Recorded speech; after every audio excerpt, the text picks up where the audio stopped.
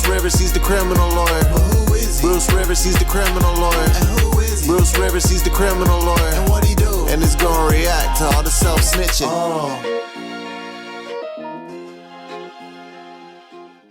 Hi, this is Bruce Rivers. Welcome to another episode of CLR Criminal Lawyer Reacts. I'm Bruce Rivers.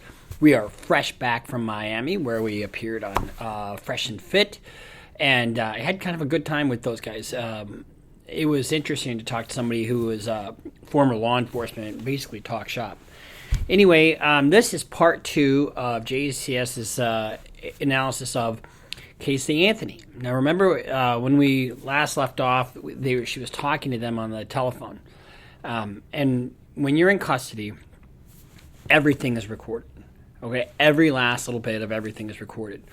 Now, one of the things about the Casey Anthony case is that it is a case where, the government has to prove their case beyond a reasonable doubt. It isn't up to the defense to prove their innocence. So while there are some unseemly things about the Casey Anthony case in the sense of her character, I guess, because her character got dragged through the mud pretty good, and about the subject matter to begin with. When you're dealing with the death of a child, from a defense standpoint, you're in the fucking hole. And so you have to dig your way out, in a sense. But the situation here is they really didn't have a lot of evidence. And so let's just kind of go back to where we were. We left off right where they were at the talking on the telephone. I ate coleslaw today. Tell them I ate coleslaw. Well, you're probably eating a lot of things you never used to eat before because when you're hungry, you'll eat. I hate it. And here's the thing. Whenever you're dealing with a tragedy, I know this happens with me a lot, especially if it's a death or something. You'll go from a range of emotions to happy to sad, So to see somebody, who's in custody day after day after day after day, and this took a while for her to get to trial. When you can catch them at an off moment and use that, if you're a prosecutor, to show that somebody's acting like not in conformity with how somebody in that position should act. So just keep that in mind. I've been eating bologna and cheese on occasion. Grits, I don't do grits at all. It's terrible. Well, you know what? You're going to eat what's in front of you. We get another glimpse at Casey's skill in fabricating information and her ability to intertwine specific details to afford her lies some credibility. These minor intricacies are what would make her extremely convincing if we didn't happen to know otherwise. They never searched by her full name. They searched by Zenaida Fernandez, whereas Zenaida Gonzalez never by her full name. See, they should not even be talking about... Whenever I have anybody in custody, I tell them, you don't say a fucking thing about the case. Period. She should not be talking about the case. Because anything she says, they can use during her trial. Anything. And so if she's sitting there using information about this person that she gave them, and it's not accurate, when she's lying to her mother, they can use those all as consciousness of guilt. Zenaida. I don't think she has a middle name. There was never a middle name on anything that I remember seeing. And I know she went by both last names. She always has. Since she was younger, since her mom remarried. So Flores Gonzalez, you don't know what her stepdad Fernandez Gonzalez. And see, this is all bullshit. It's 100% just not true. But the ease with which she comes up with this stuff is really what's the most disturbing thing about this whole thing. Yes. But you don't know what Fernandez Gonzalez. I think her dad's first name is Victor. Her stepdad. Or that could be her real dad. But I remember her saying Victor. Victor and Gloria were her parents. Victor and Gloria are her parents. But they're separated. Or divorced. They are as of now, yeah. That was her They're stepdad. divorced. But I know she has a lot of money. That's where she got the car from. I only get one or two phone calls a day that are not nice phone calls, but I get many, many, many phone calls and many people reaching out that just believe in you. They believe in us finding Kaylee. Okay? So keep your head high. But if you think of anything that could help, don't be afraid. Oh, I won't hesitate to let you guys know. You have to keep thinking positive feelings, Casey. Oh, I know, I have been. I've been staying as positive as I can. But do you think after this long she'd still be local? There's a possibility. What's your gut telling you? So after all this, if you remember, she took the cops on a complete wild goose chase. That for the life of me, I can't understand what was going through her head, because she had to know it was a zero-sum game. In other words, that they would get to the end of the rainbow and there's no pot of gold there. Right now. My You have gut's the telling same. me that she's okay.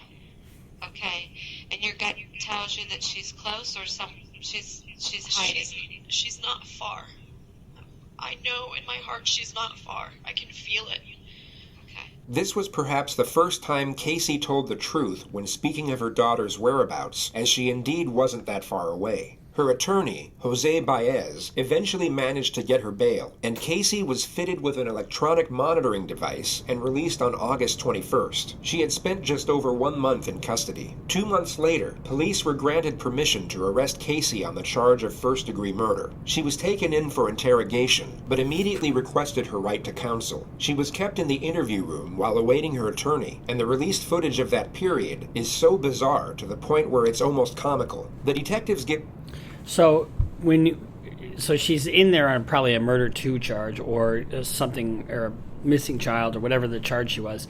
He got her bail, and then the circumstances changed. All of a sudden now it's murder 1, and murder 1, all of a sudden the bail is going to skyrocket. That's why they would rearrest her on that kind of indictment.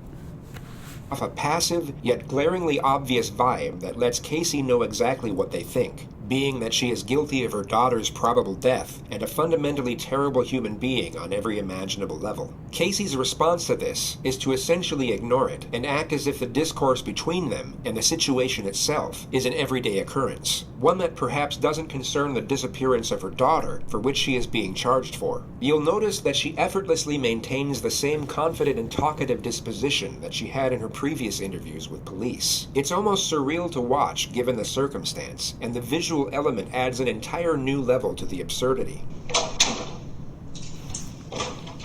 Now here's the deal. She's represented by counsel. There's no fucking way in hell I'm letting my client sit in an interview like this. At all. So I don't know why she's in an interview. Unless it's of her own doing, which it kind of sounds like it is. The first segment of footage shows the arresting officer waiting with Casey for the lead investigator to arrive. He initiates the conversation by bringing up the subject of Casey's parents. He asserts that he's worried about them, but the actual message he's putting across is that he essentially knows Casey is guilty and that she isn't fooling anyone. It's an indirect yet obvious accusation. I was afraid that some of what I said to them probably offended them, because I told them that if I find out something that you don't want to hear, I'm going to tell you anyway. Well, honestly, they'll respect that. That's just, the type of people that they are in the same way. I know they are. It was never my intention to piss anybody in your family off. I'm not in it to get a conviction. I get nothing out of it. I get zero. Exactly. You have a job you're trying to do. I found a few, and I've not found a few, and it sucks both ways. Yeah, I agree. So, it is what it is. Where I get sideways with people tends to be when attorneys get involved. I've heard most people say that. They don't like attorneys very much. I have many family members that are attorneys. I have no problems with attorneys. What I have problems with are, at some point, we have to set aside the rules, and we have to find kids. At some point, we have to set aside the rules, and we have to find kids. That's how you wind up fucking up a case, to be honest with you, is when you set aside the rules. And when you set aside the rules, somebody like me pounces like shit on somebody like that. And you know what? So be it. That's why I told you in the car. If you tell me anything now, I'll get up and say, yep, I heard it, and she'd already invoked, and we can't use any of it. That's just the way it is. That's all that matters to me. Yeah. The detective here has essentially just asked Casey for the information he knows she has about her missing child. Rather than retaliate and refute the blatant accusation, Casey continues with her sharp responses of accordance, as if to say she agrees, and knows exactly where the detective is coming from. Yet all... Now, when he raised his hands and he says, yep, I know that she invoked her right and we can't use any of this, what he's basically saying is, she's asked for a lawyer, we're going to question her anyway, because we want to find this missing child. So now then, if I filed a motion later, or her lawyer filed a motion later to suppress that statement in violation of your Miranda rights, well then, they can't use the statement. However, if she gets up and testifies about something different than her statement, they can jam that statement up her ass, even though it was taken in violation of the Miranda right. She apparently agrees, she offers no information or follow-up dialogue thereafter. It's so incredibly awkward, yet equally intriguing to watch. And, when we did another case that I was involved in, they lost a confession. And I sat there and I looked right at the guys that we worked with. I said, That's not what's who important. cares? Yeah. We found her. We found her, and he's going to get what is coming to him. That's not my job. Mm-hmm. And it works out in the end. And it works out in the end on all sides, to be honest with you. It may not be comfortable for everybody. Yeah. And I've done things that if I get caught for, I'm not going to be comfortable, I can tell you that. It's just the way life is. But it's not the end of the road either. And that's what we have to keep in mind. It's not the end of the road. Casey then casually brings up the topic of the grand jury and the media surrounding her murder trial. She raises the questions as if she's talking about her favorite daytime TV show. Yeah, I But know. if the subpoena itself is just a regular federal Yeah, or certain grand things jury are subpoena, that's public public record. knowledge, yeah. It doesn't say what it's for. It doesn't say what case it's in. It doesn't. It just says you're subpoenaed to appear before the grand jury. Well, with them announcing that, there was going to be a grand jury, obviously my name was thrown out, and they knew who the grand jury was for. Who threw your name out? All of the media said that it was from an inside source meeting in here. So that's where they all say is. I can tell you getting what I their think sources of the from. media and what I think of people who leak stuff to the media. I think it's garbage. Yeah, But I agree. That's the that next way of doesn't putting that it. doesn't make it any less necessary. Without them, I'll be quite honest. Without the media, we don't find a quarter of the kids that we. Oh, I agree. It helps. The exposure has helped bring in so many tips for my daughter. But at the same time, what it creates is it creates a monster that otherwise isn't necessary. Exactly. The tips are what the tips are. If it was a local media only, it would be much easier to work. Yeah. When you make it the national media, then you come up You with. get the Nancy Graces. You get everything you else. get the tips also that come from Hawaii that say I saw Kaylee. Oh really? Okay, let me call No, Hawaii that's and let me from send them out. Georgia Let me do and that. ones that are a little bit closer. Those are what I range. consider local because Yeah. the local It's in stations close are going to range. cover that. Yeah. That's contiguous to the state of Florida. It's not. When people are only getting their information from the Nancy Graces or from Globe magazine or People or stuff like that. Are you kidding me? You're not going to break bad, right?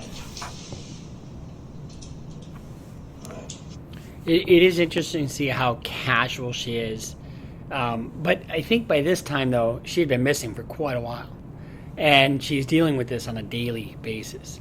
So, to the extent that she's holding her own, outside of the lies that she told, it is interesting to see how casual she is about this. You can call me on my cell phone. Okay. I know this is. Oh, yeah, that's not good.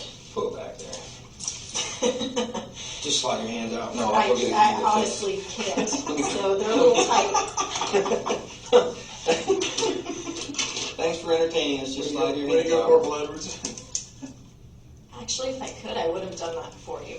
Do you know Baez's phone number off the top of your head? No, I do not. How can we get the cell number or his number? I know his office number. What is that? Jose Baez is her lawyer. So you see that they've already, when Miranda is U.S. versus Miranda or Miranda versus Arizona, it's a case where if you are in custody and they're interrogating you, they have to advise you that you have the right to an attorney.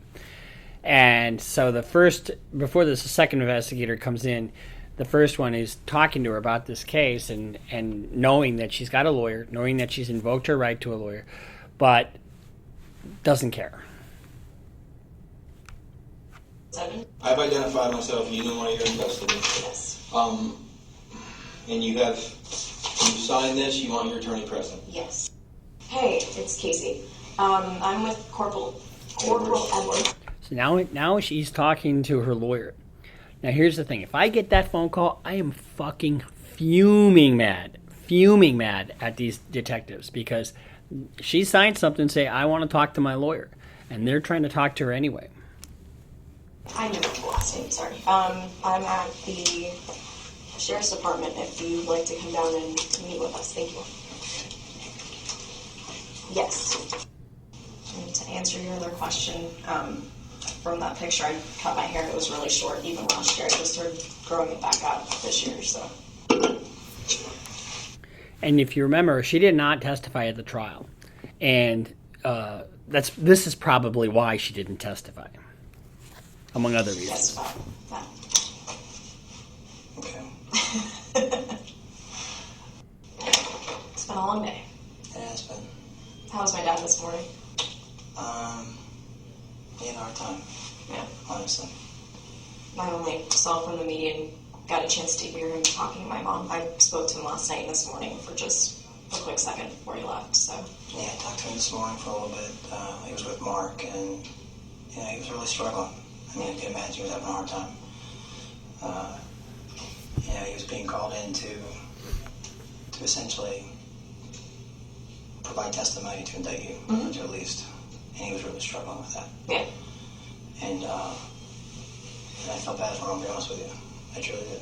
Well, I even told him last night. I know he was subpoenaed, and under the law, he had to answer whatever questions were asked him, and I told him to do what he had to do. Imagine you were Casey, but void of any wrongdoing whatsoever. Your daughter was kidnapped 5 weeks ago, and now a detective who thinks you're the culprit is relaying the agonizing moments of your father providing information for your arrest. No matter how stoic or self-controlled your nature, you would most likely be in tears or completely enraged at the overwhelming unjustness of the situation. You anxious about today at all? I have been. I mean, this is something, honestly, we've been preparing for from the beginning just because of words that were directly spoken from Yuri Melich and also from Sergeant Allen. They were saying that this is what they were planning on doing from the very beginning, from that first day.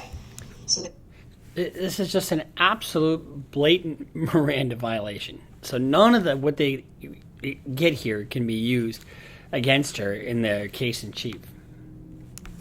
put me off within the first couple hours. That was the only time they ever made any effort to try to talk to me one-on-one. And No, it was kind of difficult.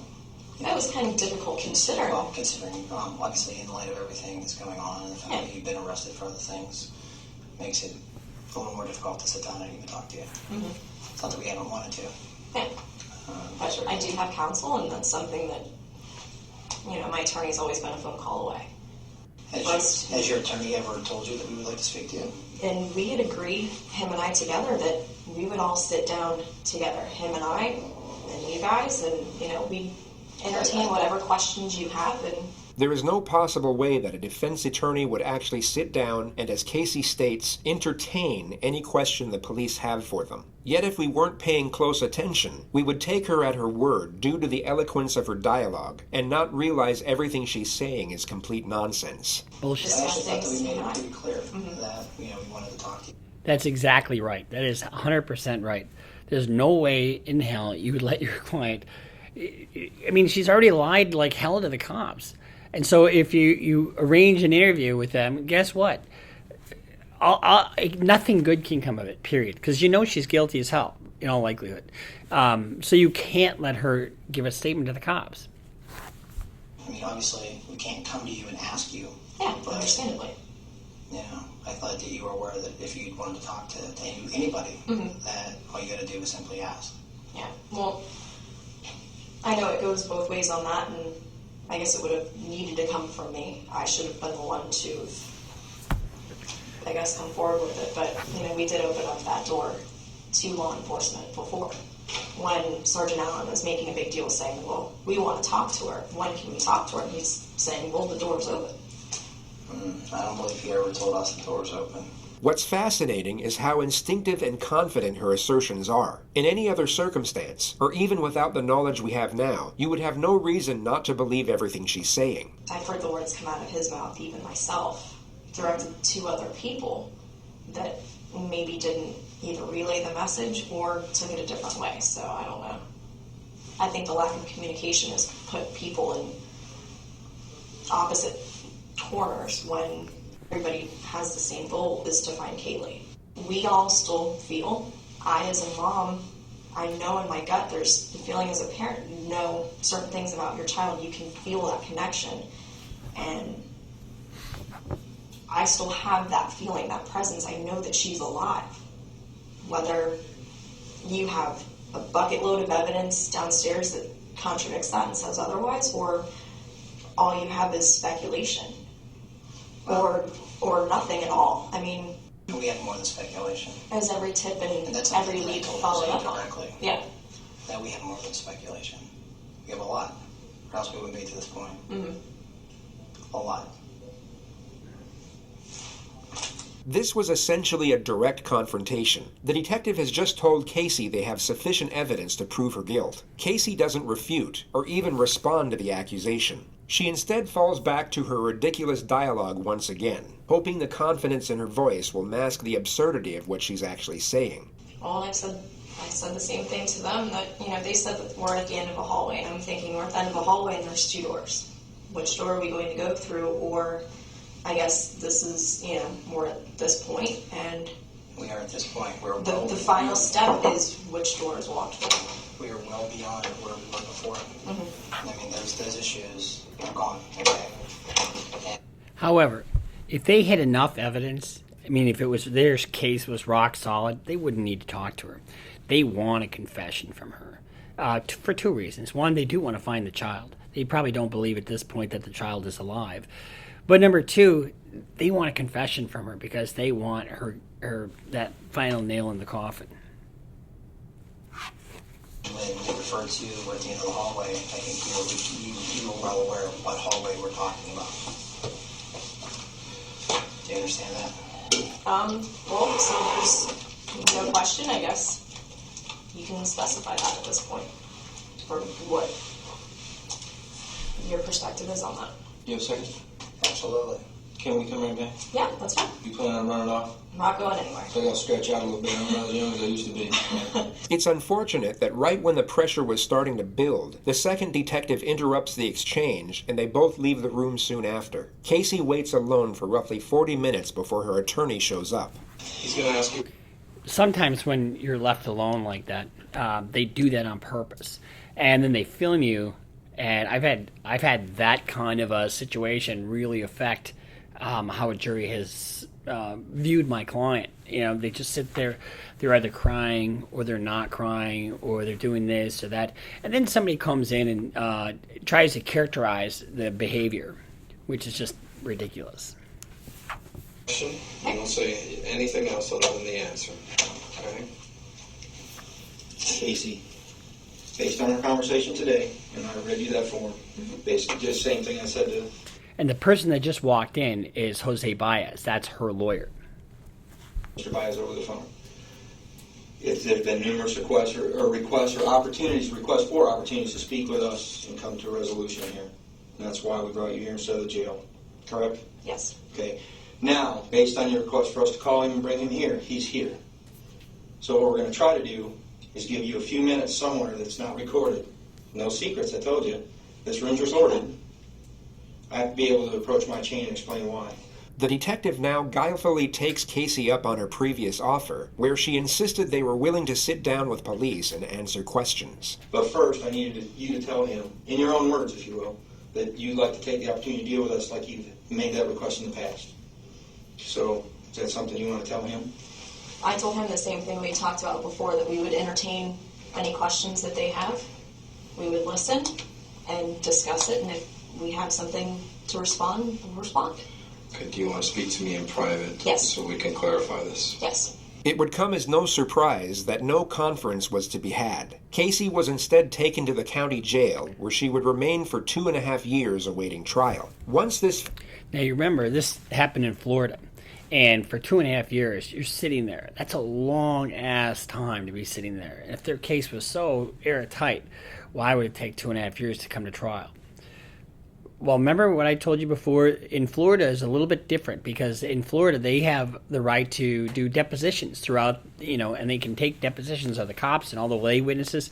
That really takes, it's a very thorough discovery process, but it also makes the trial wait time quite a bit longer.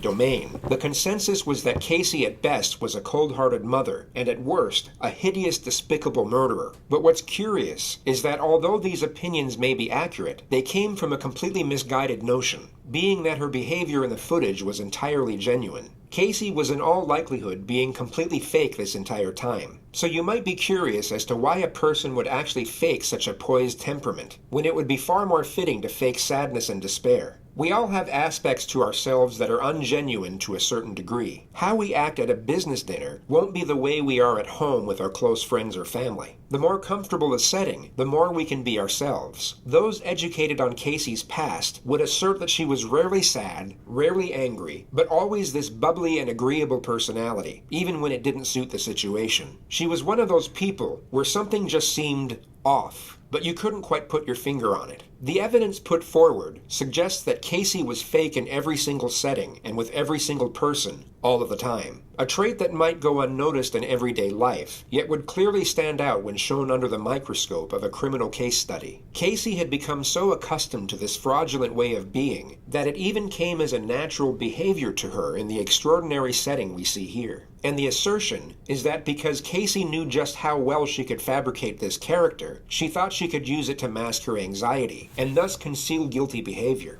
Casey... A lot of people think, and especially with people who are like sociopaths, they think that they have the power to just influence people. And on a daily basis, they probably do. Especially when you're a young, pretty girl. You can kind of get what you want from guys and blah, blah, blah. But when you get into a law enforcement situation like this, you can't dazzle your way out of it. But you think you can, or these people think that they can. So it is remarkable how she turns things on and off. In all likelihood, had little to no regard for her daughter. That's not even an argument anymore. But her true temperament here would likely be far more apprehensive due to the concern over her own welfare. Every time the detective insinuated an accusation, Casey kept the same tone, same demeanor, and same confident, lighthearted disposition. If you took her out of this interrogative setting and placed her in the mall with her friends, it would seem completely normal. She would be faking her personality in both environments, yet we are only able to realize it in one. This type of mindset is linked to sociopathy. Whatever the situation or circumstance, they need to have an advantage over you. So how do they do this? They lie, and also calculate how they are going to feel and react to a certain situation before it occurs. The entirety of her focus was on making herself look good rather than being worried about the actual quality of her character. Casey, in a nutshell, was an inauthentic person, long before she ever gave birth to her ill-fated daughter. And her skill at deception alongside her manufactured personality is arguably the most terrifying part of this entire case. And here's the thing. So she put, and what she was doing was basically putting her social life and her partying above her daughter. And how her daughter goes missing, and and here's the problem. They don't really know exactly what the hell happened to her daughter. And that's why she was eventually acquitted. But it is just remarkably disturbing to think that somebody, if I don't see my son in a couple days, I get a little antsy, and she hadn't seen her daughter for over a month and hadn't told anybody about it. November 11th, 2008, just under 5 months since she was reported missing, Kaylee's skeletal remains were discovered in a swamp less than a mile away from the Anthony household. She was wrapped in a Winnie the Pooh blanket and then placed in a canvas laundry bag. Duct tape was discovered around the nose and mouth area of the skull, and her death was ruled a homicide. Prosecutors in the case then announced they would be seeking the death penalty. There were a multitude of discoveries made in the lead-up to the trial, and many believed it to be an open and shut case due to the damnatory nature of the evidence. On the last day Kaylee was seen alive by anyone other than her mother, and the day many believed she was murdered, Casey Anthony made the following internet searches.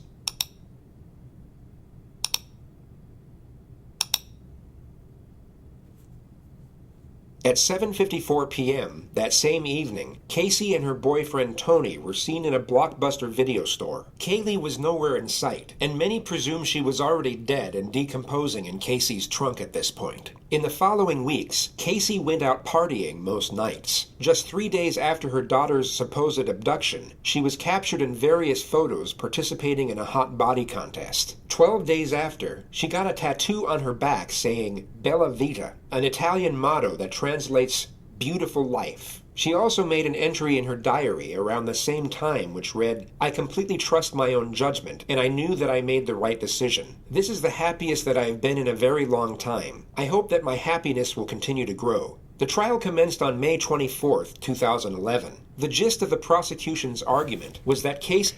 Now imagine writing that, knowing that you've killed your daughter, or maybe, and I can't say that she did, but knowing that your daughter's no longer around, and having this completely antithetical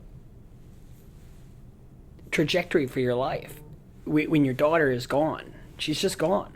I mean, I tell you, when you lose somebody close to you, you have this involuntary reaction. When you just are like sobbing uncontrollably. It's happened to me before, and I'm sure it's happened to you. And what they're trying to say is that the trial was interfering with her life, so she got exterminated, the child, and now she can party and live her life the way she wants. I don't know if that actually was what happened, but that was the picture that the prosecution painted.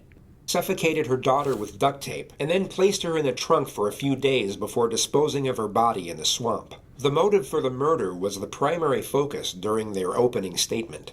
This isn't just a case about Casey Marie Anthony. It's a story about Kaylee Anthony as well. Kaylee Anthony was born on August 9th of 2005. It was a Tuesday. And Kaylee lived nearly every day of her life on a quiet residential street in Orlando called Hope Spring Drive. Casey Anthony, Kaylee's mother, appeared to all outward observers to be what her parents thought she was. A loving mother working hard to provide support for her daughter. But as the evidence in this case and the investigation into the background of Casey Anthony will show, that was an illusion. On Monday, June 16th, Cindy Anthony goes to work as I've described. Now remember, the opening statement is an opportunity for both sides to showcase what the evidence will be in the case. You can't argue your case, but you can tell the jury what the evidence will show. Sometime between 7 and 8 a.m. and is out of the house until the late evening. George Anthony specifically recalls that at 12:50 p.m. on June 16th of 2008, his daughter Casey left the residence on Hope Spring Drive with Kaylee Marie Anthony. Kaylee was wearing a pink shirt, jean shorts, sunglasses, and a backpack.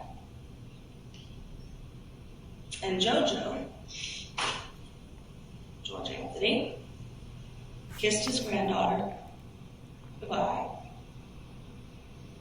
and never saw her again.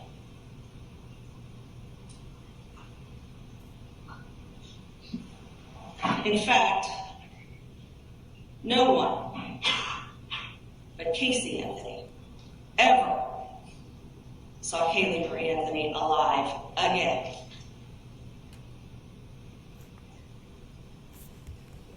Now you see her shaking her head there. The jury watches your every move. And, and it's tough as a defense lawyer to kind of keep an eye on what the jury is watching. But right when she's mentioning Casey Anthony, I guarantee you the jury's looking at her to see what her reaction is.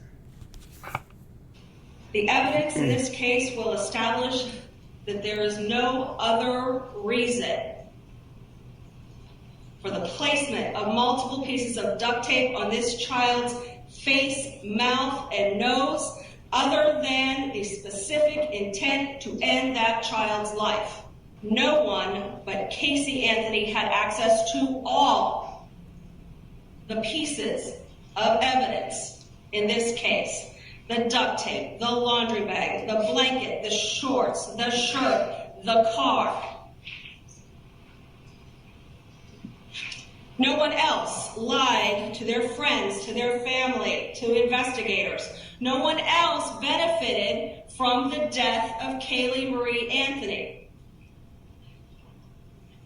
Kaylee's death allowed Casey Anthony to live the good life, at least for those 31 days. Although there was a lack of direct physical evidence tying the defendant to her daughter's death, the evidence the state actually had still seemed overwhelming, and they understandably thought relying on the facts alone would easily secure a conviction. The defense... So there's two kinds of evidence.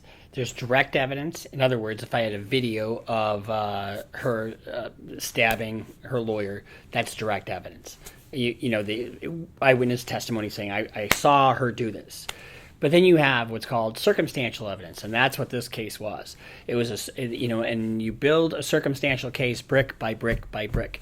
You've got the diary, you've got the physical evidence, you've got the body, you've got her lying. All these little things, according to the prosecution, added up to, she must have done this. There's no other plausible explanation, and so that's what you call circumstantial evidence.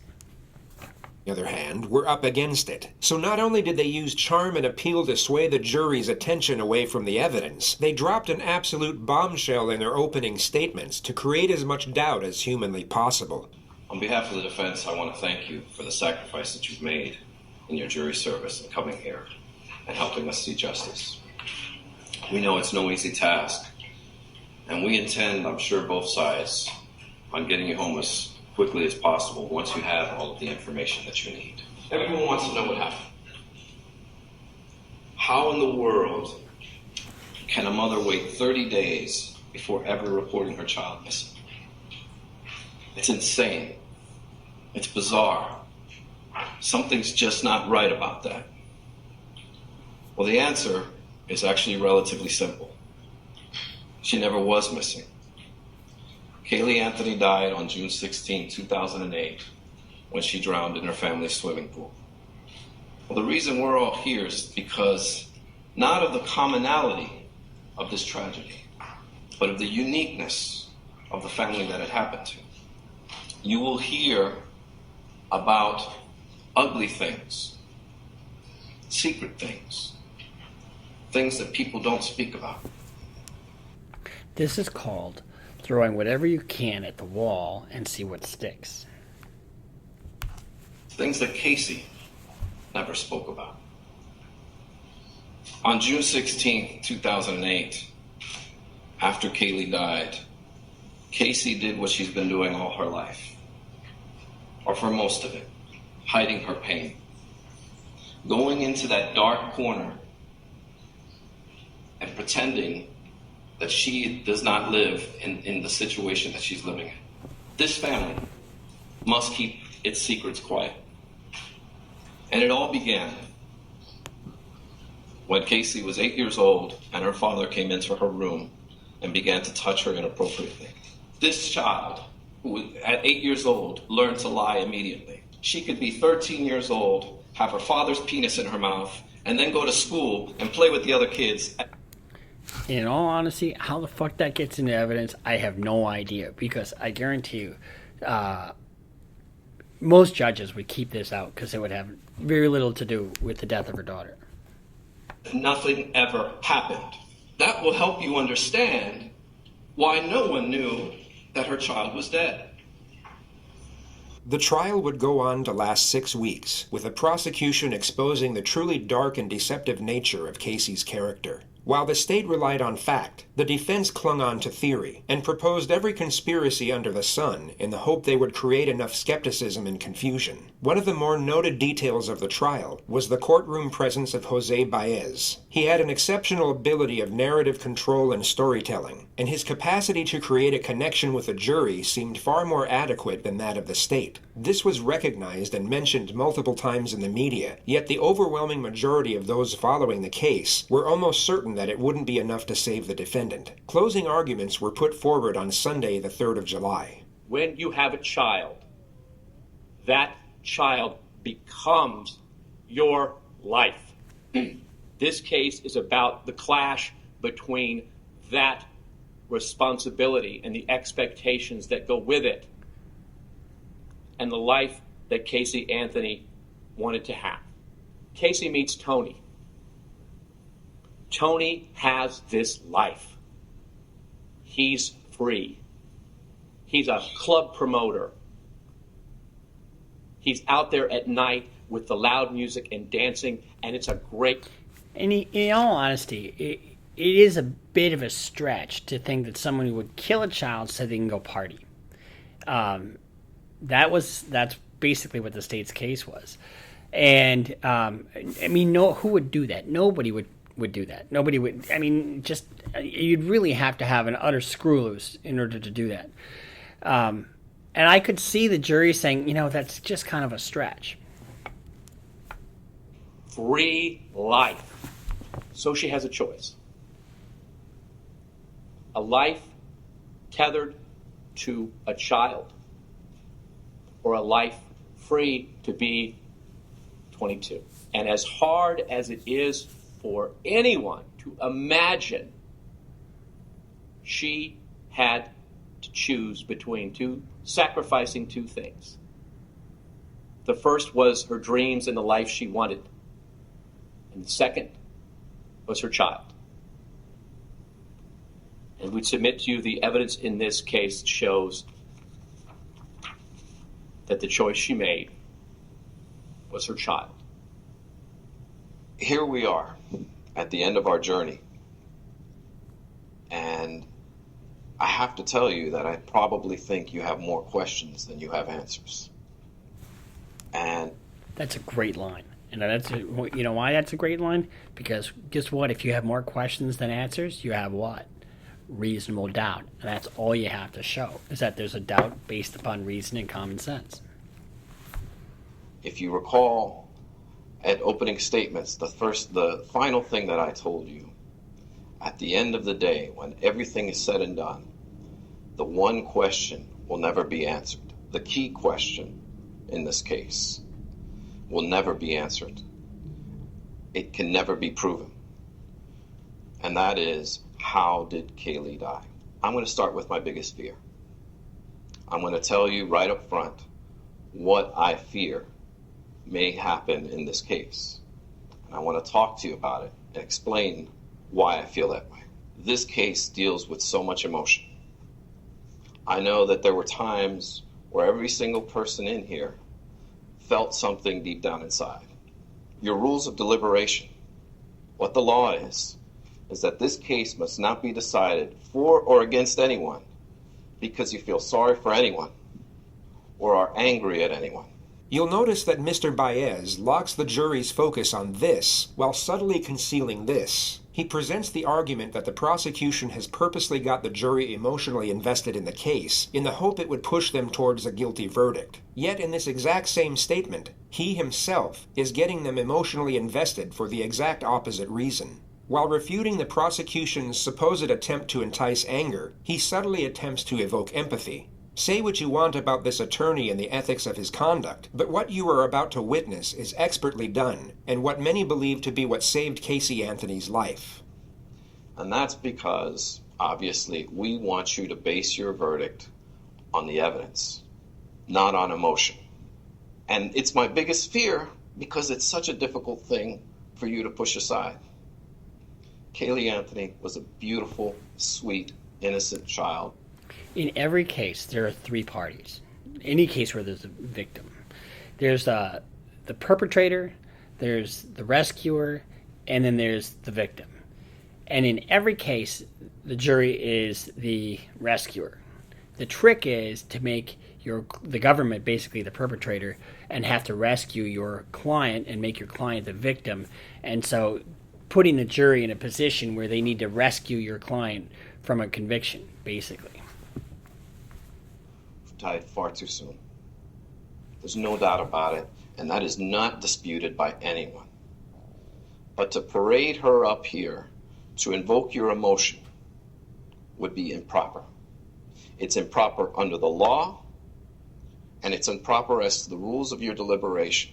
He went on for a great length of time talking about this beautiful child. Not on his evidence, not on... You see, he has no notes, and he's engaging, and he's drawing their focus to him. He's not even behind a podium. So this is, I think, very effective.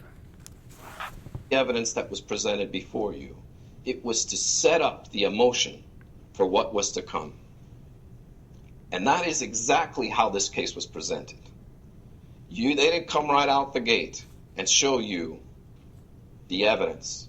They gave you 2 weeks of testimony that was completely irrelevant and served only one purpose, and that was to paint Casey Anthony as a slut, as a party girl, as a girl who lies, and has absolutely nothing to do with how Kaylee died.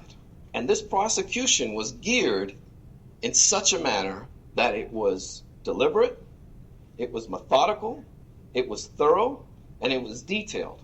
Mr. Baez then focuses on the fact that the state has the burden of proof, and thereafter continues to intertwine the two essential features of his argument, empathy and doubt. Don't speculate. Don't guess. It has to be proven to you beyond and to the exclusion of every reasonable doubt. If you don't know what happened, it wasn't proven. We don't want you to tell us what you think happened. We want you to tell us what was proven happened. And that's the difference here. Because you know what? We can go on and speculate all day long as to the different theories that were posed before you, as to the different possibilities. But the truth of the matter is it must be what was proven. There are no mysteries to solve here. There should be no mystery before you right now. If you have questions, then it was not proven. And that's a simple... And that was the problem in the case. You know, they had a lot of balls up in the air, but nothing connecting them. So I think there was just enough doubt that they acquitted. As it goes. Now, back to what I was saying with their initial setup, the way the case was presented, the first couple of weeks. You see, the strategy behind that is if you hate her, if you think she's a lying, no-good slut, then you'll start to look at this evidence in a different light. You'll start to, well, wait a minute. Maybe I'm seeing something that's not there. And start to actually discriminate against her rather than give her the standard that is afforded to each and every citizen in our country. And that is that the state, that the government come in here and prove their case beyond and to the exclusion of every reasonable doubt. But you can get away with that if we can get a jury to hate her. But you're here to fulfill an oath. You've labored tremendously over this journey. And we're going to ask you to render a verdict of not guilty on these charges because they simply were not proven.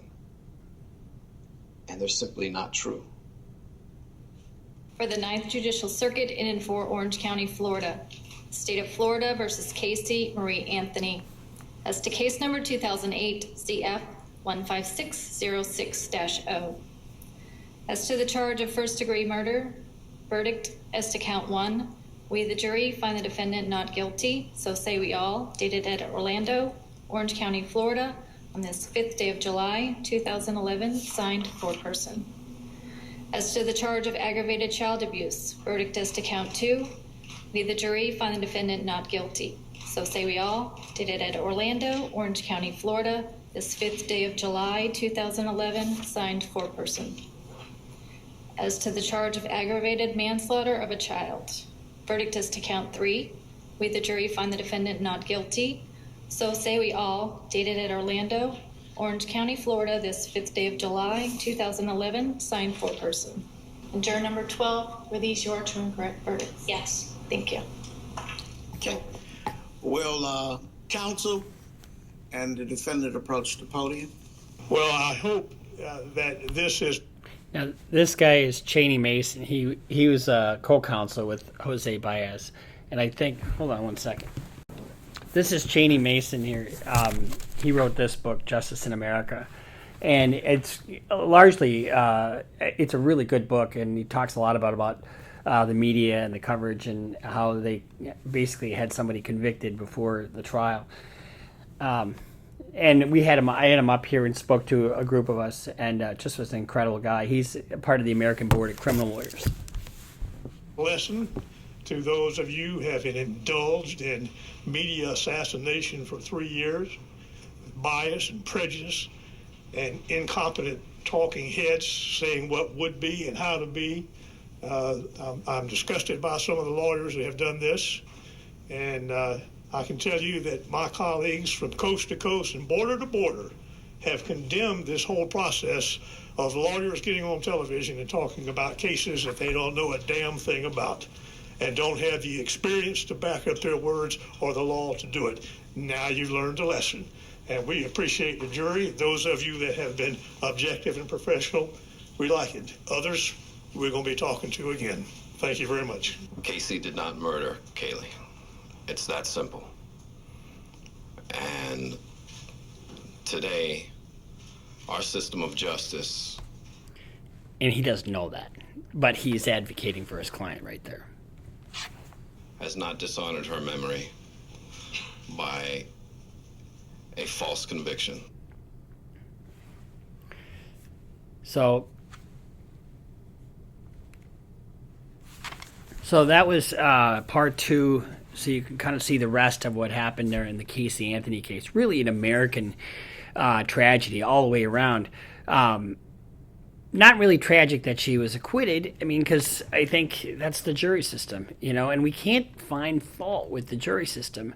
These jurors, they were captive audience for a long time, and they looked at all the evidence, and the evidence wasn't there. And it's important to note that the burden is on the state. The burden is on the state to prove a case beyond a reasonable doubt. Anybody who brings a case, it's their burden. If I sue you because you hit me in a car accident, it's my burden to prove it. If they sue me because I kicked my son in the nuts and assaulted him, well, it's up to the state to prove that beyond a reasonable doubt, or a murder or whatever. So that criminal aspect of things is all brought by the state. And if they don't prove it beyond a reasonable doubt, nobody should go to prison. Thomas Jefferson said, better to let 10 go free than 10 guilty go free than 1 innocent be imprisoned. And I wholly support that. And these lawyers were absolutely good lawyers. Cheney Mason and Jose Baez did an incredible job. Then you have the juxtaposition. What do we think about Casey Anthony? Well, I don't really give a shit about Casey Anthony herself. I mean, she walked on a murder warrant, and that's huge. She got a second chance at life. So I find these cases fascinating. Hats off to JCS. I think he does a fantastic job. And we did a reaction on this because it was really riveted the nation for quite a long time. So that was part 2, JCS, Casey Anthony. And if you're watching this, follow us on Instagram, follow us on Twitter. Let's sign up for a Patreon, and we'll see you next time here on Criminal Lawyer Reacts.